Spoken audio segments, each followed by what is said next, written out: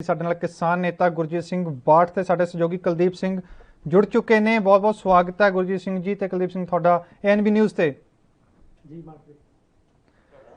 ਸੋ ਕਿਸਾਨਾਂ ਦਾ ਜੋ ਅੰਦੋਲਨ ਹੈ ਕਾਫੀ ਲੰਬੇ ਸਮੇਂ ਤੋਂ ਚੱਲ ਰਿਹਾ ਹੈ, ਕਰੀਬ 8 ਮਹੀਨੇ ਹੋਣ ਵਾਲੇ ਨੇ। 26 ਤਰੀਕ ਨੂੰ ਦਿੱਲੀ ਦੀਆਂ ਸਰਹੱਦਾਂ ਤੇ ਕਿਸਾਨਾਂ ਨੂੰ 8 ਮਹੀਨੇ ਹੋ ਜਾਣਗੇ। ਸੋ ਗੁਰਜੀਤ ਸਿੰਘ ਔਜਲਾ ਜੀ ਗੁਰਜੀਤ ਸਿੰਘ ਬਾਠ ਜੀ, ਜਿਸ ਤਰੀਕੇ ਕਿਸਾਨਾਂ ਦੇ ਵੱਲੋਂ ਐਲਾਨ ਸੀ ਕਿ 22 ਜੁਲਾਈ ਨੂੰ ਸੰਸਦ ਦੇ ਬਾਹਰ ਪ੍ਰਦਰਸ਼ਨ ਕੀਤਾ ਜਾਊਗਾ, ਕੀ ਲੱਗਦਾ ਹੈ ਕਿ ਕਿਸਾਨਾਂ ਦੀ ਇਹ ਰਣਨੀਤੀ ਠੀਕ ਸੀ ਤੇ ਇਸ ਦੇ ਨਾਲ ਕੇਂਦਰ ਸਰਕਾਰ ਤੇ ਦਬਾਅ ਬਣ ਸਕਦਾ ਹੈ?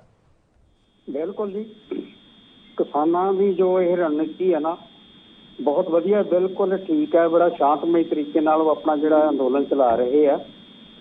ਔਰ ਜੋ ਪੁਲਿਸ ਨਾਲ ਸਮਝੌਤਾ ਹੋਇਆ ਸੀ ਉਹਦੇ ਮੁਤਾਬਕ ਉਹ ਬੱਸਾਂ ਦੇ ਵਿੱਚ ਬੈਠ ਕੇ ਗਏ। ਇਹ ਵੱਖਰੀ ਗੱਲ ਹੈ ਕਿ ਰਸਤੇ ਦੇ ਵਿੱਚ ਉਹਨਾਂ ਨੂੰ ਰੋਕ ਲਿਆ ਗਿਆ, ਉਹਨਾਂ ਦੇ ਟਿਕਾਣੇ ਤੇ ਨਹੀਂ ਪਹੁੰਚਣ ਦਿੱਤਾ ਗਿਆ। ਜਿੱਥੇ ਉਹਨਾਂ ਨੂੰ ਰੋਕਿਆ ਗਿਆ ਉੱਥੇ ਹੀ ਉਹ ਬੈਠ ਕੇ ਆਪਣਾ ਰੋਸ ਜਿਹੜਾ ਉਹ ਜ਼ਾਹਰ ਉਹਨਾਂ ਨੇ ਕੀਤਾ। ਲੇਕਿਨ ਇਹ ਸਰਾਸਰ ਧੱਕਾ ਹੈ ਕੇਂਦਰ ਸਰਕਾਰ ਦਾ ਕਿਸਾਨਾਂ ਦੇ ਨਾਲ। ਲੇਕਿਨ ਇਸ ਗੱਲ ਦਾ ਜ਼ਰੂਰ ਸਰਕਾਰ ਤੇ ਦਬਾਅ ਬਣੂਗਾ, ਪ੍ਰੈਸ਼ਰ ਬਿਲਡ ਹੋਊਗਾ ਕਿ ਇੱਕ ਨਾ ਇੱਕ ਦਿਨ ਸਰਕਾਰ ਨੂੰ ਜਿਹੜੇ ਕਾਲੇ ਕਾਨੂੰਨ ਨੇ ਇਹ ਵਾਪਸ ਲੈਣੇ ਹੀ ਪੈਣਗੇ, ਕਿਉਂਕਿ ਜਿੰਨਾ ਸਰਕਾਰ ਧੱਕਾ ਕਰੇਗੀ ਉਹਨਾਂ ਹੀ ਕਿਸਾਨਾਂ ਦੇ ਵਿੱਚ ਤੇ ਆਮ ਜਨਤਾ ਦੇ ਵਿੱਚ ਜਿਹੜਾ ਇਹਦਾ ਰੋਸ ਹੈ ਉਹ ਵੱਧਦਾ ਜਾਊਗਾ। ਆਖਰ ਇੱਕ ਦਿਨ ਸਰਕਾਰ ਨੂੰ ਝੁਕਣਾ ਹੀ ਪੈਣਾ। ਕਿਸਾਨਾਂ ਦੀਆਂ ਮੰਗਾਂ ਜਿਹੜੀਆਂ ਹੈ ਜਾਇਜ਼ ਮੰਗਾਂ ਉਹ ਮੰਨਣੀਆਂ ਹੀ ਪੈਣੀਆਂ। ਸੋ ਕੁਲਦੀਪ ਸਿੰਘ ਜੀ, ਜਿਸ ਤਰੀਕੇ ਜੋ ਕਿਸਾਨਾਂ ਦਾ ਅੰਦੋਲਨ ਵੀ ਜਾਰੀ ਹੈ, ਸੋ ਗੁਰਜੀਤ ਸਿੰਘ ਬਾਠ ਦਾ ਵੀ ਇਹੀ ਕਹਿਣਾ ਹੈ ਕਿ ਕੇਂਦਰ ਸਰਕਾਰ ਤੇ ਦਬਾਅ ਜ਼ਰੂਰ ਬਣੇਗਾ ਤੇ ਕਿਸਾਨਾਂ ਦੀਆਂ ਮੰਗਾਂ ਸਰਕਾਰ ਨੂੰ ਮੰਨਣੀ ਹੀ ਪੈਣੀਆਂ ਨੇ। ਤੇ ਤੁਹਾਨੂੰ ਕੀ ਲੱਗਦਾ ਜੋ ਕਿਸਾਨਾਂ ਨੇ ਤਰੀਕਾ ਅਪਣਾਇਆ ਸੰਸਦ ਦੇ ਬਾਹਰ ਪ੍ਰਦਰਸ਼ਨ ਕਰਨ ਦਾ, ਉਹ ਕਿੱਥੋਂ ਤੱਕ ਜਾਇਜ਼ ਹੈ ਜਾਂ ਕਿੱਥੋਂ ਤੱਕ ਉਸ ਨੂੰ ਸਹੀ ਮੰਨਦੇ ਹੋ? ਦੇਖੋ ਮਨਪ੍ਰੀਤ, ਜਿਸ ਤਰੀਕੇ ਨਾਲ ਤੁਸੀਂ ਗੱਲ ਕੀਤੀ ਹੈ ਕਿ ਕਿਸਾਨਾਂ ਦੁਆਰਾ ਬਹੁਤ ਵਧੀਆ ਤਰੀਕੇ ਨਾਲ ਤੇ ਸ਼ਾਂਤੀਪੂਰਵਕ ਤਰੀਕੇ ਨਾਲ ਪਿਛਲੇ 8 ਮਹੀਨੇ ਤੋਂ ਲਗਾਤਾਰ ਅੰਦੋਲਨ ਨੂੰ ਲੀਡ ਕੀਤਾ ਜਾ ਰਿਹਾ ਹੈ। ਕਿਤੇ ਨਾ ਕਿਤੇ ਲੱਗਦਾ ਗਾ ਵੀ ਜਿਹੜੇ ਕਿਸਾਨ ਹੁਣ ਨੇਤਾ ਨੇ, ਜਿਸ ਤਰੀਕੇ ਨਾਲ 26 ਜਨਵਰੀ ਨੂੰ ਕਿਤੇ ਨਾ ਕਿਤੇ ਥੋੜੀ ਬਹੁਤੀ ਹਿੰਸਾ ਦੀ ਘਟਨਾ ਵਾਪਰੀ ਸੀ, ਉਹ ਤੋਂ ਬਹੁਤ ਕੁਝ ਉਹਨਾਂ ਨੇ ਸਿੱਖਿਆ ਹੈਗਾ। ਇਸ ਕਰਕੇ ਅੱਜ ਜਿਸ ਤਰੀਕੇ ਨਾਲ ਕਿਸਾਨਾਂ ਨੇ ਉੱਥੇ ਅੱਜ ਆਪਣਾ ਕੂਚ ਕੀਤਾ, ਸੰਸਦ ਦੇ ਵੱਲ ਕੂਚ ਕੀਤਾ ਗਾ। ਦਿੱਲੀ ਪੁਲਿਸ ਤੋਂ ਉਹਨਾਂ ਨੇ ਪਹਿਲਾਂ ਪਰਮਿਸ਼ਨ ਲਈ, ਅੱਜ ਦਿੱਲੀ ਪੁਲਿਸ ਦੁਆਰਾ ਪਹਿਲਾਂ ਉਹਨਾਂ ਦੀ ਬੱਸਾਂ ਦੀ ਚੈਕਿੰਗ ਕੀਤੀ ਗਈ ਸੀ ਤੇ ਉਸ ਤੋਂ ਬਾਅਦ ਦਿੱਲੀ ਪੁਲਿਸ ਨੇ ਉਹਨਾਂ ਦਾ ਰੂਟ ਵੀ ਬਦਲ ਦਿੱਤਾ ਸੀ ਕਿ ਤੁਸੀਂ ਇਸ ਕਲੋਨੀ ਵਿੱਚ ਦੀ ਜਾਓ, ਜਾਂ ਉਹਨਾਂ ਨੇ ਜੋ ਰੂਟ ਤੈਅ ਕੀਤਾ ਸੀ। ਤਾਂ ਬੜੀ ਨਿਮਰਤਾ ਦੇ ਨਾਲ ਕਿਸਾਨਾਂ ਨੇ ਉਸ ਚੀਜ਼ ਨੂੰ ਲੀਡ ਕੀਤਾ। ਤਾਂ ਲੱਗਦਾ ਵੀ ਜਿਹੜੇ ਕਿਸਾਨਾਂ ਨੇ ਅੱਜ ਜਿਸ ਤਰੀਕੇ ਨਾਲ ਪ੍ਰਦਰਸ਼ਨ ਕੀਤਾ ਤਾਂ ਉਹਨਾਂ ਦਾ ਸਫਲ ਵੀ ਰਿਹਾ, ਕਿਉਂਕਿ ਜੇਕਰ ਸੰਸਦ ਦੀ ਗੱਲ ਕੀਤੀ ਜਾਵੇ ਤਾਂ ਸੰਸਦ ਅਜਿਹਾ ਗਾ ਇਸ ਦੌਰ ਦੇ ਵਿੱਚ ਆ, ਮਾਨਸੂਨ ਸੈਸ਼ਨ ਦੇਸ਼ ਦੇ ਵਿੱਚ ਸ਼ੁਰੂ ਹੋਇਆ, ਕਰੋਨਾ ਤੋਂ ਬਾਅਦ ਸੰਸਦ ਬਹੁਤ ਸਮੇਂ ਦੇ ਬਾਅਦ ਖੁੱਲ੍ਹਾਗਾ। ਇਸ ਕਰਕੇ ਸਾਰੇ ਦੇਸ਼ ਦਾ ਮੀਡੀਆ ਜਾਂ ਨੈਸ਼ਨਲ ਮੀਡੀਆ ਦੀ ਗੱਲ ਕੀਤੀ ਜਾਵੇ ਜਾਂ ਇੰਟਰਨੈਸ਼ਨਲ ਮੀਡੀਆ ਸੰਸਦ ਦੇ ਕੋਲ ਪਹੁੰਚਿਆ ਹੋਇਆ ਸੀ। ਇਸ ਕਰਕੇ ਜਿਸ ਤਰੀਕੇ ਨਾਲ ਕਿਸਾਨ ਉੱਥੇ ਜੰਤਰ ਮੰਤਰ ਤੇ ਪਹੁੰਚੇ, ਉਹਨਾਂ ਦੀ ਜੋ ਵੀ ਉੱਥੇ ਗੱਲਬਾਤ ਹੋਈ, ਵਿਚਲੀ ਕਿਸਾਨਾਂ ਨੇ ਪ੍ਰੈਸ ਕਾਨਫਰੰਸ ਵੀ ਕੀਤੀ। ਜਿਸ ਤਰੀਕੇ ਨਾਲ ਕਿਸਾਨਾਂ ਨੇ ਇਹ ਸਾਰਾ ਮਸਲਾ ਆਪਣਾ ਉਹਨਾਂ ਦੇ ਤਰੀਕਾ ਅਪਣਾਇਆ ਤੇ ਆਪਣੇ ਪ੍ਰੋਗਰਾਮ ਨੂੰ ਉਲੀਕਿਆ, ਉਹਦੇ ਨਾਲ ਲੱਗਦਾ ਵੀ ਕਿਸਾਨਾਂ ਦੀ ਜਿਹੜੀ ਅੱਜ ਆਵਾਜ਼ ਆ ਉਹ ਦੇਸ਼ ਦੇ ਕੋਨੇ-ਕੋਨੇ ਵਿੱਚ ਤੇ ਪੂਰੇ ਸੰਸਾਰ ਦੇ ਕਿਤੇ ਨਾ ਕਿਤੇ ਕੋਨੇ-ਕੋਨੇ ਵਿੱਚ ਪਹੁੰਚੀ ਆ। ਤੇ ਕਿਸਾਨਾਂ ਦਾ ਅੱਜ ਦਾ ਜੇਕਰ ਗੱਲ ਕੀਤੀ ਜਾਵੇ ਤਾਂ ਉਹਨਾਂ ਦਾ ਪ੍ਰਦਰਸ਼ਨ ਸਫਲ ਵੀ ਰਿਹਾ ਜੀ। ਗੁਰਜੀਤ ਸਿੰਘ ਜੀ, ਜਿਸ ਤਰੀਕੇ ਕੁਲਦੀਪ ਦਾ ਵੀ ਇਹੀ ਕਹਿਣਾ ਹੈ ਕਿ ਜੋ ਪ੍ਰਦਰਸ਼ਨ ਹੈ ਉਹ ਬਿਲਕੁਲ ਠੀਕ ਰਿਹਾ ਤੇ ਇਸ ਤਰੀਕੇ ਰਜਕੇਸ਼ ਟਕੈਤ ਦੇ ਵੀ ਬਿਆਨ ਆਏ ਸੀ, ਉਹਨਾਂ ਨੇ ਵੀ ਇਹੀ ਜ਼ਿਕਰ ਕੀਤਾ ਕਿ ਕਿਸਾਨਾਂ ਦਾ ਅੱਜ ਦਾ ਜੋ ਪ੍ਰਦਰਸ਼ਨ ਹੈ ਸ਼ਾਂਤਮਈ ਤਰੀਕੇ ਨਾਲ ਰਿਹਾ ਤੇ ਸਫਲ ਵੀ ਰਿਹਾ ਕਿਸੇ ਹੱਦ ਤੱਕ। ਸੋ ਮੇਰਾ ਸਵਾਲ ਤੁਹਾਨੂੰ ਇਹ ਹੈ ਕਿ ਜਿਸ ਤਰੀਕੇ 26 ਜਨਵਰੀ ਨੂੰ ਹਿੰਸਾ ਦੀ ਘਟਨਾ ਵਾਪਰੀ ਸੀ, ਜਾਨਾਂ ਵੀ ਗਈਆਂ ਸੀ, ਕਈ ਜ਼ਖਮੀ ਵੀ ਹੋਏ ਸੀ, ਤਾਂ ਉਸ ਨੂੰ ਦੇਖਦੇ ਹੋਏ ਦਿੱਲੀ ਪੁਲਿਸ ਜੋ ਕਿਸਾਨਾਂ ਨੂੰ ਪਰਮਿਸ਼ਨ ਨਹੀਂ ਹੁਣ ਦੇ ਰਹੀ ਸੀ, ਇਜਾਜ਼ਤ ਨਹੀਂ ਦੇ ਰਹੀ ਸੀ ਸੰਸਦ ਦੇ ਬਾਹਰ ਪ੍ਰਦਰਸ਼ਨ ਕਰਨ ਦੀ, ਤੇ ਉਸ ਤੋਂ ਬਾਅਦ ਕਿਸਾਨ ਅੱਜ ਫਿਰ ਵੀ ਪਹੁੰਚੇ ਨੇ। ਉਸ ਤੋਂ ਬਾਅਦ ਵੀ ਕਿਸਾਨਾਂ ਦਾ ਜੋ ਰੂਟ ਬਦਲਿਆ ਗਿਆ, ਜਿਸ ਤਰੀਕੇ 26 ਜਨਵਰੀ ਨੂੰ ਰੂਟ ਬਦਲ ਦਿੱਤਾ ਸੀ ਤੇ ਅੱਜ ਵੀ ਇਹ ਜਾਣਕਾਰੀ ਸਾਹਮਣੇ ਹੈ ਕਿ ਕਿਸਾਨਾਂ ਦਾ ਰੂਟ ਬਦਲਿਆ ਗਿਆ, ਕਿਸਾਨਾਂ ਨੂੰ ਹੋਰ ਵਿਕਲਪ ਦਿੱਤਾ ਗਿਆ। ਸੋ ਇਸ ਸਭ ਨੂੰ ਦੇਖਦੇ ਹੋਏ ਕੀ ਲੱਗਦਾ ਕਿ ਦਿੱਲੀ ਪ੍ਰਸ਼ਾਸਨ ਦੇ ਵੱਲੋਂ ਜਾਂ ਸਰਕਾਰ ਦੇ ਵੱਲੋਂ ਜਾਣਬੁੱਝ ਕੇ ਕਿਸਾਨਾਂ ਨੂੰ ਅੜਚਣਾਂ ਪੈਦਾ ਕੀਤੀਆਂ ਜਾ ਰਹੀਆਂ ਨੇ ਕਿ ਉਹ ਅੰਦੋਲਨ ਨੂੰ ਖਤਮ ਕਰ ਦੇਣ, ਜਾਣਬੁੱਝ ਕੇ ਉਹਨਾਂ ਨੂੰ ਤੰਗ ਕੀਤਾ ਜਾ ਰਿਹਾ? ਬਿਲਕੁਲ ਜੀ, ਜਿਵੇਂ 26 ਜਨਵਰੀ ਨੂੰ ਸਰਕਾਰ ਨੇ ਕੀਤਾ ਸੀਗਾ, ਕੁਝ ਬੰਦੇ ਇਸਤੇਮਾਲ ਕਰਕੇ ਉਹਨਾਂ ਨੇ ਇਸ ਨੂੰ ਅੰਦੋਲਨ ਨੂੰ ਬਦਨਾਮ ਕਰਨ ਦੀ ਬੜੀ ਕੋਝੀ ਚਾਲ ਚੱਲੀ ਸੀਗੀ। ਕਿਸਾਨਾਂ ਦਾ ਰੂਟ ਬਦਲਿਆ ਗਿਆ, ਉਦੋਂ ਇੰਨੀ ਅਵੇਅਰਨੈਸ ਨਹੀਂ ਸੀ ਕਿਸਾਨਾਂ ਦੇ ਵਿੱਚ, ਤੇ ਨਾ ਹੀ ਜਿਹੜੇ ਕਿਸਾਨ ਪੰਜਾਬ ਤੋਂ ਗਏ ਸੀ ਅੰਦੋਲਨ ਦੇ ਵਿੱਚ ਉਹਨਾਂ ਨੂੰ ਦਿੱਲੀ ਬਾਰੇ, ਦਿੱਲੀ ਦੇ ਰੂਟਾਂ ਬਾਰੇ ਕੋਈ ਜਾਣਕਾਰੀ ਸੀ। ਲੇਕਿਨ ਬੜੀ ਚਲਾਕੀ ਦੇ ਨਾਲ ਅੰਦੋਲਨ ਨੂੰ ਫੇਲ ਕਰਨ ਦੇ ਲਈ ਸਰਕਾਰ ਨੇ ਜਾਣਬੁੱਝ ਕੇ ਰੂਟ ਬਦਲਿਆ। ਕੁਝ ਲੋਕਾਂ ਨੂੰ ਲਾਲ ਕਿਲੇ ਵੱਲ ਧੱਕਿਆ ਗਿਆ ਤਾਂ ਜੋ ਇਸ ਅੰਦੋਲਨ ਨੂੰ ਬਦਨਾਮ ਕੀਤਾ ਜਾ ਸਕੇ। ਲੇਕਿਨ ਹੁਣ ਜਿਹੜੇ ਕਿਸਾਨ ਨੇ ਬਹੁਤ ਜ਼ਿਆਦਾ ਅਵੇਅਰ ਨੇ, ਜੋ ਦਿੱਲੀ ਸਰਕਾਰ ਦੀਆਂ ਚਾਲਾਂ ਨੇ, ਕੋਝੀਆਂ ਚਾਲਾਂ ਨੇ, ਮੈਂ ਤਾਂ ਇਹ ਕਹੂੰਗਾ ਉਹਨਾਂ ਨੂੰ ਭਲੀ ਪ੍ਰਕਾਰ ਉਹ ਜਾਣਦੇ ਆ। ਇਸੇ ਕਰਕੇ ਕਿਸਾਨਾਂ ਦਾ ਐਲਾਨ ਸੀਗਾ ਕਿ ਜਿੱਥੇ ਵੀ ਸਾਨੂੰ ਰੋਕਿਆ ਗਿਆ ਅਸੀਂ ਉੱਥੇ ਹੀ ਸ਼ਾਂਤਮਈ ਢੰਗ ਦੇ ਨਾਲ ਉਸ ਜਗ੍ਹਾ ਤੇ ਬੈਠ ਕੇ ਆਪਣਾ ਜਿਹੜਾ ਰੋਸ ਹੈ ਉਹ ਜ਼ਾਹਰ ਕਰਾਂਗੇ। ਔਰ ਕੀਤਾ ਕਿਸਾਨਾਂ ਨੇ। ਸੋ ਕੁਲਦੀਪ ਜਿਸ ਤਰੀਕੇ ਕਿਸਾਨਾਂ ਦਾ ਜੋ ਪ੍ਰਦਰਸ਼ਨ ਵੀ ਜਾਰੀ ਹੈ ਤੇ ਕਿਸਾਨਾਂ ਦੇ ਉੱਪਰ ਕਈ ਤੌਹਮਤਾਂ ਵੀ ਲੱਗ ਰਹੀਆਂ ਨੇ, ਤੇ ਅੱਜ ਵੀ ਜੋ ਮੀਨਾਕਸ਼ੀ ਲੇਖੀ ਨੂੰ ਲੈ ਕੇ ਜੋ ਬਿਆਨ ਸਾਹਮਣੇ ਆਏ ਨੇ, ਪ੍ਰਤੀਕਿਰਿਆਵਾਂ ਸਾਹਮਣੇ ਆਈਆਂ ਨੇ, ਰਾਕੇਸ਼ ਟਕੈਤ ਦੇ ਵੀ ਬਿਆਨ ਆਏ ਨੇ, ਇਹ ਵੀ ਕਿਹਾ ਜਾ ਰਿਹਾ ਕਿ ਕਿਸਾਨਾਂ ਪ੍ਰਤੀ ਗਲਤ ਸ਼ਬਦਾਵਲੀ ਵਰਤੀ ਗਈ ਹੈ। ਸੋ ਇਸ ਨੂੰ ਤੁਸੀਂ ਕਿਵੇਂ ਦੇਖਦੇ ਹੋ? ਦੇਖੋ ਮਨਪ੍ਰੀਤ, ਜਿਸ ਤਰੀਕੇ ਨਾਲ ਤੁਹਾਡੇ ਨਾਲ ਅਸੀਂ ਪਹਿਲਾਂ ਵੀ ਇਹ ਗੱਲ ਕਰ ਚੁੱਕੇ ਹਾਂ ਕਿ ਕਿਸਾਨ ਲੀਡਰ ਨੇ ਜਿਹੜੇ ਹੁਣ ਬਹੁਤ ਸੋਚ ਸਮਝ ਕੇ ਬਿਆਨਬਾਜ਼ੀ ਵੀ ਮੀਡੀਆ ਦੇ ਵਿੱਚ ਬਹੁਤ ਸੋਚ ਸਮਝ ਕੇ ਕਰ ਰਹੇ ਨੇ, ਤੇ ਉਹਨਾਂ ਦਾ ਜਿਹੜਾ ਐਕਸ਼ਨ ਆ ਜਾਂ ਉਹ ਕਿਸ ਤਰੀਕੇ ਦੀ ਪ੍ਰਤੀਕਿਰਿਆ ਕਰਦੇ ਨੇਗੇ ਉਹ ਵੀ ਬਹੁਤ ਸੋਚ ਸਮਝ ਕੇ ਕਰ ਰਹੇ ਨੇ। ਜਿਸ ਤਰੀਕੇ ਨਾਲ ਕਿਸਾਨ ਅੰਦੋਲਨ ਜਦੋਂ ਤੋਂ ਸ਼ੁਰੂ ਹੋਇਆ ਇਹਦੇ ਬਾਰੇ ਬਹੁਤ ਜ਼ਿਆਦਾ ਅਫਵਾਹਾਂ ਉਡਾਈਆਂ ਜਾਂਦੀਆਂ ਨੇ ਜਾਂ ਅਸੀਂ ਸੁਣਦੇ ਹਾਂ ਮੀਡੀਆ ਦੇ ਵਿੱਚ, ਕਿਉਂਕਿ ਸਰਕਾਰ ਦੇ ਜਾਂ ਆਪਾਂ ਕਹਿ ਦਈਏ ਕਿਸੇ ਪੋਲੀਟੀਕਲ ਪਾਰਟੀ ਦੇ ਨੁਮਾਇੰਦਿਆਂ ਦੁਆਰਾ ਬਾਰ-ਬਾਰ ਇਸ ਅੰਦੋਲਨ ਦੇ ਵਿੱਚ ਜੋ ਕਿਸਾਨ ਬੈਠੇ ਨੇ ਉਹਨਾਂ ਬਾਰੇ ਕਦੇ ਖਾਲਿਸਤਾਨੀ ਜਾਂ ਕਦੇ ਪਾਕਿਸਤਾਨੀ ਜਾਂ ਹੋਰ ਇਸ ਤਰੀਕੇ ਦੇ ਸ਼ਬਦ ਸੁਣਨ ਦੇ ਵਿੱਚ ਵੇਖਣ ਨੂੰ ਮਿਲੇ ਨੇ। ਤੇ ਅੱਜ ਵੀ ਇਸ ਤਰੀਕੇ ਦਾ, ਕਿਉਂਕਿ ਇੱਕ ਸਾਡੇ ਸੰਸਦ ਦੇ ਵਿੱਚ ਜਿਸ ਤਰੀਕੇ ਨਾਲ ਇੱਕ ਸੰਸਦ ਮੈਂਬਰ ਜਾਂ ਜ਼ਿੰਮੇਵਾਰ ਰਿਸਪੌਂਸਿਬਲ ਮੀਨਾਕਸ਼ੀ ਲੇਖੀ ਨੇ ਜਿਸ ਤਰੀਕੇ ਨਾਲ। ਬਿਲਕੁਲ ਕੁਲਦੀਪ, ਤੋਂ ਤੁਸੀਂ ਸਾਡੇ ਨਾਲ ਬਣੇ ਰਹੋ। ਭੱਟ ਜੀ ਤੁਸੀਂ ਵੀ ਸਾਡੇ ਨਾਲ ਬਣੇ ਰਹੋ। ਤੇ ਵੇਲਾ ਹੋ ਚੁੱਕਾ ਕਿ ਛੋਟੇ ਜਿਹੇ ਬ੍ਰੇਕ ਦਾ, ਜਲਦ ਹਾਜ਼ਰ ਹੋਵਾਂਗੇ ਬ੍ਰੇਕ ਤੋਂ ਬਾਅਦ। ਸੋ ਬ੍ਰੇਕ ਤੋਂ ਬਾਅਦ ਦਰਸ਼ਕਾਂ ਦਾ ਇੱਕ ਵਾਰੀ ਫਿਰ ਤੋਂ ਸਵਾਗਤ ਹੈ। ਸੋ ਜਿਸ ਤਰੀਕੇ ਕਿਸਾਨਾਂ ਦਾ ਅੰਦੋਲਨ ਲਗਾਤਾਰ ਜਾਰੀ ਹੈ ਤੇ ਸੰਸਦ ਦੇ ਬਾਹਰ ਵੀ ਅੱਜ ਕਿਸਾਨਾਂ ਨੇ ਪ੍ਰਦਰਸ਼ਨ ਕੀਤਾ ਹੈ। ਸੋ ਇਸ ਦੇ ਲਈ ਵਧੇਰੀ ਚਰਚਾ ਕਰਨ ਦੇ ਲਈ ਸਾਡੇ ਨਾਲ ਸਾਡੇ ਸਹਿਯੋਗੀ ਲਗਾਤਾਰ ਬਣੇ ਹੋਏ ਨੇ। ਸੋ ਮੇਰਾ ਸਵਾਲ ਕੁਲਦੀਪ ਜੀ ਨੂੰ ਸੀ ਕਿ ਜਿਸ ਤਰੀਕੇ ਮੀਨਾਕਸ਼ੀ ਲੇਖੀ ਦੇ ਉੱਤੇ ਇਤਰਾਜ਼ ਜਤਾਇਆ ਜਾ ਰਿਹਾ ਕਿਸਾਨਾਂ ਦੇ ਵੱਲੋਂ, ਉਸ ਤੇ ਕੀ ਟਿੱਪਣੀ ਕਰਨੀ ਚਾਹੋਗੇ? ਮਨਪ੍ਰੀਤ, ਜਿਸ ਤਰੀਕੇ ਨਾਲ ਤੁਹਾਨੂੰ ਦੱਸਿਆ ਕਿ ਕਿਸਾਨ ਅੰਦੋਲਨ ਜਿਸ ਤਰੀਕੇ ਨਾਲ ਕਿਸਾਨ ਲੀਡਰਾਂ ਦੁਆਰਾ ਲੀਡ ਕੀਤਾ ਜਾ ਰਿਹਾ ਦੇਸ਼ ਦੇ ਵਿੱਚ ਪਿਛਲੇ 8 ਮਹੀਨੇ ਤੋਂ ਲਗਾਤਾਰ ਚੱਲ ਰਿਹਾ, ਇਹਨਾਂ ਦੇ ਉੱਪਰ ਪਹਿਲਾਂ ਵੀ ਇਲਜ਼ਾਮ ਲਗਾਏ ਜਾ ਰਹੇ ਨੇ। ਸਾਡੇ ਦੇਸ਼ ਦੇ ਜ਼ਿੰਮੇਵਾਰ ਅਹੁਦਿਆਂ ਦੇ ਉੱਪਰ ਜਿਹੜੇ ਬੰਦੇ ਬੈਠੇ ਨੇ ਉਹਨਾਂ ਦੁਆਰਾ ਵੀ ਇਸ ਤਰੀਕੇ ਦੇ ਬਿਆਨਬਾਜ਼ੀ ਆਈ ਹੈ। ਜੇਕਰ ਹੁਣ ਲੇਟੈਸਟ ਦੀ ਗੱਲ ਕੀਤੀ ਜਾਵੇ ਤਾਂ ਅੱਜ ਜਿਹੜੀ ਸੈਂਟਰ ਦੇ ਵਿੱਚ ਮੰਤਰੀ ਰਹਿ ਚੁੱਕੇ ਨੇਗੇ, ਹੁਣ ਉਹ ਮੰਤਰੀ ਨੇ ਮੀਨਾਕਸ਼ੀ ਲੇਖੀ ਨੇ ਕਿਸਾਨਾਂ ਬਾਰੇ ਜਿਸ ਤਰੀਕੇ ਦੀ ਸ਼ਬਦਾਵਲੀ ਵਰਤੀ ਹੈ ਉਹ ਅਸੀਂ ਨਹੀਂ ਦਰਸ਼ਕਾਂ ਨੂੰ ਇੱਥੇ ਸੁਣਾ ਵੀ ਸਕਦੇ ਜਾਂ ਬੋਲ ਸਕਦੇ, ਪਰ ਉਸ ਸ਼ਬਦਾਵਲੀ ਤੋਂ ਬਾਅਦ ਜੋ ਕਿਸਾਨਾਂ ਦਾ ਰਿਐਕਟ ਸੀ ਉਹ ਵੇਖਣ ਵਾਲਾ ਸੀਗਾ। ਰਾਕੇਸ਼ ਟਕੈਤ ਨੇ ਕਿਹਾ ਵੀ ਉਹ ਕਿਸਾਨ ਨੇ, ਉਹਨਾਂ ਪ੍ਰਤੀ ਇਸ ਤਰੀਕੇ ਦੀ ਸ਼ਬਦਾਵਲੀ ਤੁਹਾਨੂੰ ਨਹੀਂ ਸ਼ੋਭਾ ਦਿੰਦੀ। ਤੇ ਜੇਕਰ ਗੱਲ ਕੀਤੀ ਜਾਵੇ ਬਲਬੀਰ ਸਿੰਘ ਰਾਜੇਵਾਲ ਦੀ, ਤਾਂ ਉਹਨਾਂ ਨੇ ਵੀ ਇਹੀ ਗੱਲ ਕਹੀ ਕਿ ਵੀ ਮੈਂ ਇਸ ਮੁੱਦੇ ਦੇ ਉੱਪਰ ਜਾਂ ਇਸ ਬਿਆਨ ਦੇ ਉੱਪਰ ਕੋਈ ਟਿੱਪਣੀ ਹੀ ਨਹੀਂ ਕਰਨੀ।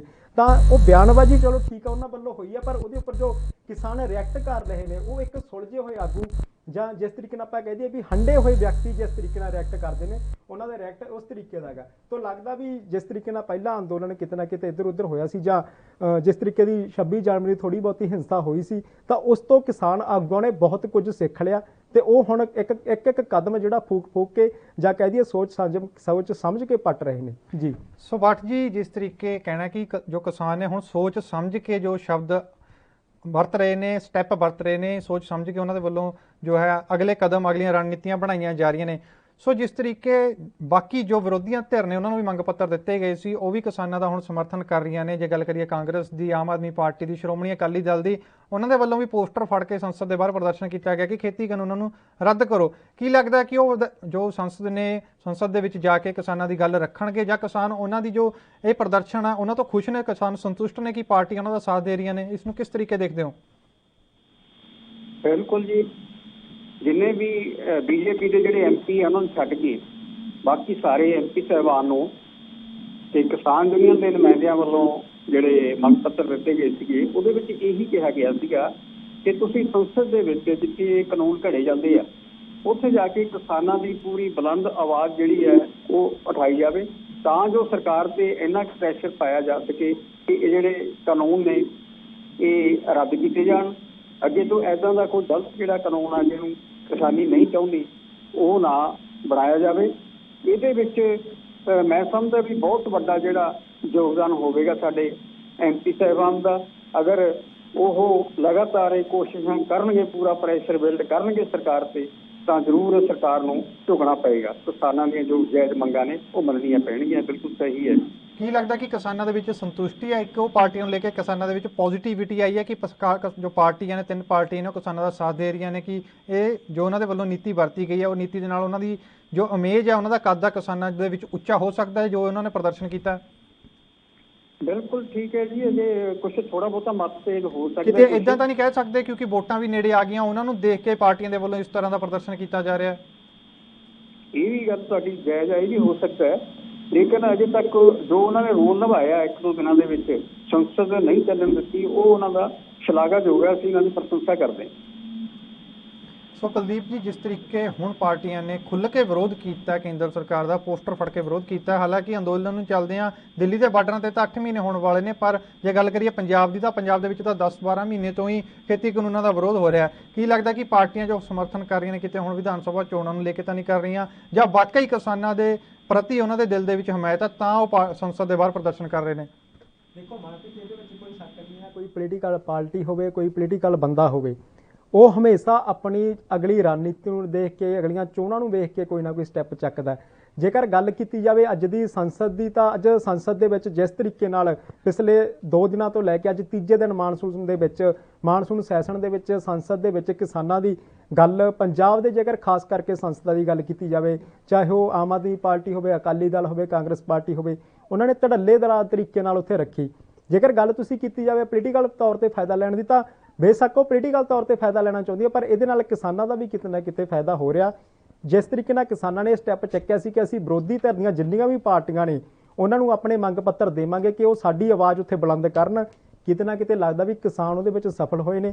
ਤੇ ਜਿਹੜੀਆਂ ਵਿਰੋਧੀ ਧਿਰ ਦੀਆਂ ਪਾਰਟੀਆਂ ਉਹਨਾਂ ਨੇ ਵੀ ਕਿਸਾਨਾਂ ਦੀ ਗੱਲ ਮੰਨ ਕੇ ਜਾਂ ਸਮੇਂ ਦੀ ਨਜ਼ਾਕਤ ਨੂੰ ਸਮਝਦੇ ਹੋਏ ਉੱਥੇ ਗੱਲ ਰੱਖੀ ਆ। ਤੇ ਇਹਦੇ ਨਾਲ ਕਿਤੇ ਨਾ ਕਿਤੇ ਜਿਹੜਾ ਸਰਕਾਰ ਦੇ ਵਿੱਚ ਤੇ ਸਰਕਾਰ ਦੀ ਸੰਸਦ ਦੇ ਵਿੱਚ ਵੀ ਸਰਕਾਰ ਤੱਕ ਮੈਸੇਜ ਪਹੁੰਚਿਆ ਕਿਸਾਨਾਂ ਦਾ, ਤੇ ਸੰਸਦ ਚੱਲਣ ਤੋਂ ਪਹਿਲਾਂ ਜਿਸ ਤਰੀਕੇ ਨਾਲ ਸੰਸਦ ਮੈਂਬਰ ਉੱਥੇ ਵਿਰੋਧ ਕਰ ਰਹੇ ਨੇ, ਕਿਸਾਨਾਂ ਦੀ ਗੱਲ ਉੱਥੇ ਵੀ ਪਹੁੰਚੀ ਹੈ। ਸੋ ਗੁਰਜੀਤ ਸਿੰਘ ਬਾਠ ਜੀ, ਜਿਸ ਤਰੀਕੇ ਪਾਰਟੀਆਂ ਨੇ ਸਮਰਥਨ ਜ਼ਰੂਰ ਕੀਤਾ ਕਿਸਾਨਾਂ ਦਾ, ਤੇ ਕਿਸਾਨ ਜੋ ਇਸ ਤਰੀਕੇ ਨਾਲ ਸੰਤੁਸ਼ਟ ਵੀ ਜੋ ਨਜ਼ਰ ਆਏ ਨੇ, ਸੋ ਨਰਿੰਦਰ ਸਿੰਘ ਤੋਮਰ ਦਾ ਤੇ ਕੇਂਦਰ ਸਰਕਾਰ ਦੇ ਵੱਲੋਂ ਬਾਰ-ਬਾਰ ਇਹੀ ਬਿਆਨ ਆ ਰਹੇ ਨੇ ਕਿ ਖੇਤੀ ਕਾਨੂੰਨ ਰੱਦ ਨਹੀਂ ਹੋਣਗੇ, ਉਹਨਾਂ ਦੇ ਵਿੱਚ ਸੋਧ ਜ਼ਰੂਰ ਕੀਤੀ ਜਾ ਸਕਦੀ ਆ। ਸੋ ਉਸੇ ਤਰੀਕੇ ਕਿਸਾਨ ਵੀ ਇੱਥੇ ਅੜੇ ਹੋਏ ਨੇ ਕਿ ਖੇਤੀ ਕਾਨੂੰਨ ਹੀ ਰੱਦ ਹੋਣੇ ਚਾਹੀਦੇ ਨੇ। ਸੋ ਕੀ ਲੱਗਦਾ ਕਿ ਜੇ ਉਸ ਦੇ ਵਿੱਚ ਸਰਕਾਰ ਸੋਧ ਕਰਨ ਦੇ ਲਈ ਤਿਆਰ ਦਾ, ਕਿਸਾਨ ਸੋਧ ਦੇ ਰਾਹੀਂ ਆਪਣੀਆਂ ਮੰਗਾਂ ਸੋ ਮਨਵਾ ਸਕਦੇ ਨੇ, ਉਹ ਬਿੱਲਾਂ ਦੇ ਵਿੱਚ ਸੋਧ ਹੀ ਕਰਵਾ ਲੈਣ ਸਾਰੀ ਟੋਟਲੀ ਤੌਰ ਤੇ। ਸੋ ਇਸ ਨੂੰ ਕਿਸ ਤਰੀਕੇ ਦੇਖਦੇ ਹੋ ਕਿ ਸਰਕਾਰ ਦੇ ਨਾਲ ਸੋਧ ਨੂੰ ਲੈ ਕੇ ਕਿਸਾਨਾਂ ਨੂੰ ਗੱਲ ਕਰਨੀ ਚਾਹੀਦੀ ਆ? ਕਿਉਂਕਿ ਜਿਹੜੇ 3 ਕਾਨੂੰਨ ਬਣਾਏ ਨਾ, ਇਹ ਕਿਸਾਨਾਂ ਦੀ ਕੋਈ ਮੰਗ ਨਹੀਂ ਸੀ, ਜ਼ਬਰਦਸਤੀ ਕਿਸਾਨਾਂ ਤੇ ਥੋਪੇ ਗਏ ਆ, ਪਰ ਗਲਤ ਤਰੀਕੇ ਨਾਲ ਇਹ ਪਾਸ ਕੀਤੇ ਗਏ ਆ। ਤੇ ਇਹਨਾਂ ਦਾ ਕਿਸਾਨਾਂ ਨੂੰ ਕੋਈ ਫਾਇਦਾ ਨਹੀਂ, ਨੁਕਸਾਨ ਹੀ ਹੈ। ਜਦੋਂ ਕਿਸਾਨ ਨਹੀਂ ਚਾਹੁੰਦੇ ਕਿ ਇਹ ਕਾਨੂੰਨ ਲਾਗੂ ਹੋਣ ਤਾਂ ਉਹ ਜ਼ਬਰਦਸਤੀ ਕਿਉਂ ਥੋਪ ਰਹੇ ਆ? ਇਹ ਕਾਨੂੰਨ ਬਿਲਕੁਲ ਕਿਸਾਨਾਂ ਦੇ ਲਈ ਵਾਪਸ ਹੋਣੇ ਚਾਹੀਦੇ ਆ। ਕਿਸਾਨਾਂ ਦੀ ਮੰਗ ਜਿਹੜੀ ਹੈ ਬਿਲਕੁਲ ਜਾਇਜ਼ ਹੈ। ਸੋ ਅੰਦੋਲਨ ਹੈ, ਕਈ ਵਾਰੀ ਲੰਬਾ ਵੀ ਚੱਲ ਸਕਦਾ, ਲੇਕਿਨ ਕਿਸਾਨ ਜਿਹੜੇ ਆ ਆਪਣੀ ਮੰਗ ਤੇ ਜਿਹੜੇ ਅੜੇ ਹੋਏ ਆ, ਬਿਲਕੁਲ ਮੰਗ ਉਹਨਾਂ ਦੀ ਜਾਇਜ਼ ਹੈ। ਇੱਕ ਨਾ ਇੱਕ ਦਿਨ ਸਰਕਾਰ ਨੂੰ ਕਿਸਾਨਾਂ ਅੱਗੇ ਝੁਕਣਾ ਪਊਗਾ। ਇਹ ਕਾਨੂੰਨ ਵਾਪਸ, ਕਿਸਾਨਾਂ ਦਾ ਕਹਿਣਾ ਹੈ ਕਿ ਖੇਤੀ ਕਾਨੂੰਨ ਹੀ ਰੱਦ ਹੋਣੇ ਚਾਹੀਦੇ ਆ, ਕਿ ਉਹਨਾਂ ਤੇ ਜ਼ਬਰਦਸਤੀ ਥੋਪੇ ਗਏ ਨੇ।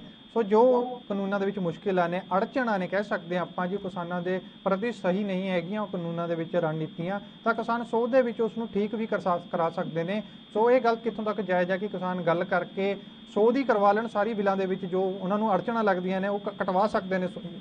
ਘੱਟੋ ਘੱਟ ਮੁਲਾਕਾਤ ਤਾਂ ਹੋ ਸਕਦੀ ਹੈ ਨਾ, ਕੋਈ ਨਤੀਜਾ ਤਾਂ ਨਿਕਲ ਸਕਦਾ ਨਹੀਂ। ਜਦੋਂ ਕਿਸਾਨ ਚਾਹੁੰਦੇ ਹੀ ਨਹੀਂ ਕਾਨੂੰਨ ਇਹ, ਤੇ ਸੋਧ ਕਾਹਦੀ ਕਰਾਉਣੀ ਹੈ ਜੀ?